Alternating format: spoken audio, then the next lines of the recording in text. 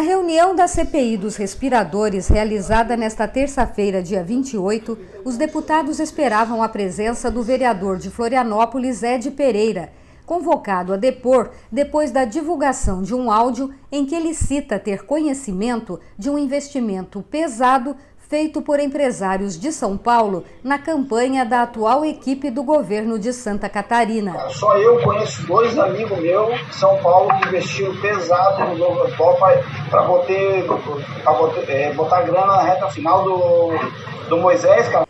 A intenção dos parlamentares era saber se algum desses empresários estaria envolvido na compra dos 200 respiradores artificiais adquiridos por 33 milhões de reais, sem licitação, com pagamento antecipado e sem garantia de entrega. Mas os procuradores do vereador enviaram ofício, acompanhado de atestado médico, informando a impossibilidade da participação dele na reunião, até mesmo de forma remota, durante 10 dias, por problemas de saúde que o impedem até mesmo de falar.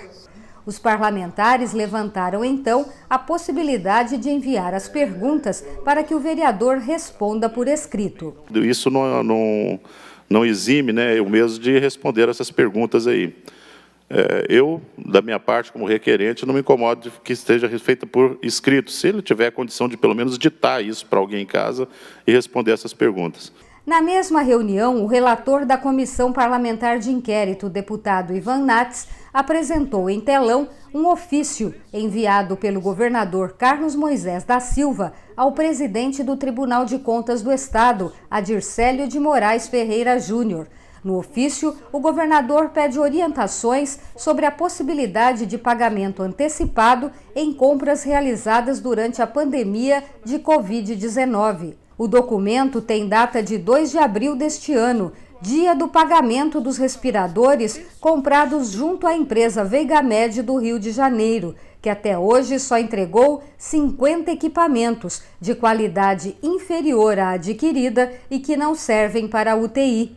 O relator também apresentou 6 vídeos com trechos de um depoimento do presidente do Tribunal de Contas concedido ao Procurador-Geral de Justiça do Estado, Fernando Comim.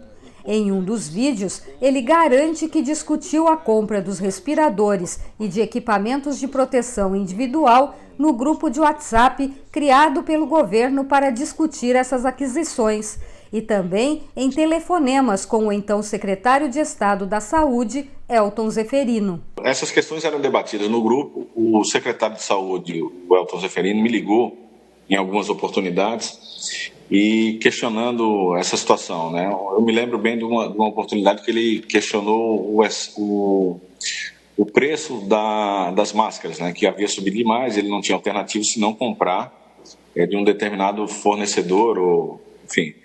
E aí nós falamos para ele que essa situação deveria ficar muito bem caracterizada, justificada, a ponto de ficar claro que realmente só havia aquele fornecedor e que o preço no mercado era aquele, que era o único que tinha condições de fornecer aqueles equipamentos por aquele preço. Nos vídeos, o presidente do Tribunal de Contas também dá detalhes sobre as orientações que deu ao então secretário de Estado da Saúde sobre a necessidade de exigir garantias em caso de pagamento antecipado. O que nós colocamos para ele é que o pagamento antecipado, via de regra, ele não era possível. Mas como nós vivíamos uma situação de excepcionalidade, em situações excepcionais era possível que esses pagamentos eles ocorressem. Mas era preciso que, para isso, aqueles pagamentos se cercassem de uma série de garantias.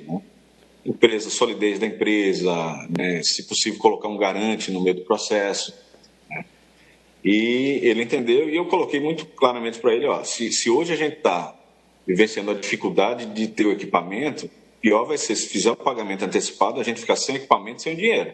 Vai ser o pior dos mundos, E aí eu coloquei à disposição o Tribunal de Contas para que a gente emitisse um parecer técnico, que ele nos formalizasse isso daí, e nós emitiríamos um parecer técnico dizendo em que condições, em que circunstâncias seria possível fazer o pagamento antecipado. Isso foi uma conversa que nós tivemos ali final de março. Em um outro trecho, o presidente do Tribunal de Contas garante ao procurador que conversou com o governador sobre o assunto.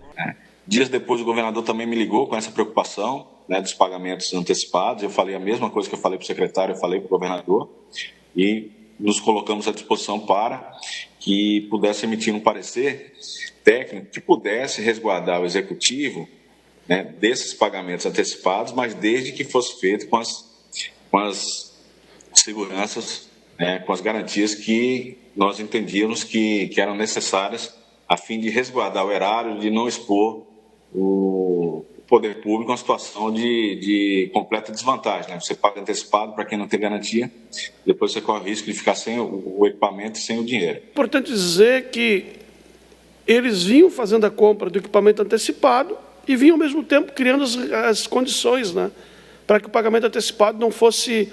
Eles iam perguntando como fazer o pagamento antecipado, mas, ao mesmo tempo, iam fazendo a compra com pagamento antecipado, né, burlando todo o sistema. De acordo com o presidente do Tribunal de Contas, ele enviou ao governador os ofícios com as orientações técnicas para a compra antecipada e exigência de garantias no dia 3 de abril, quando os respiradores já tinham sido pagos. Nós encaminhamos pelas vias tradicionais, que no caso era e-mail, né? Mas eu encaminhei também para o WhatsApp do governador às 17 horas do dia 3. Ele está aqui? O nosso ofício, deixa eu pegar a hora direitinho aqui.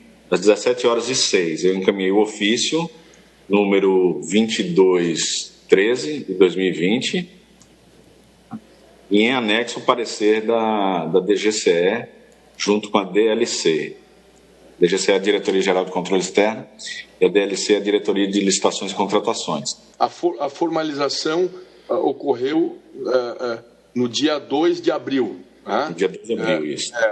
E as conversas que Vossa Excelência teve com o governador foram um pouco antes e as conversas que Vossa Excelência teve com o secretário de Estado da Saúde foram um pouco anteriormente ainda a conversa com o governador.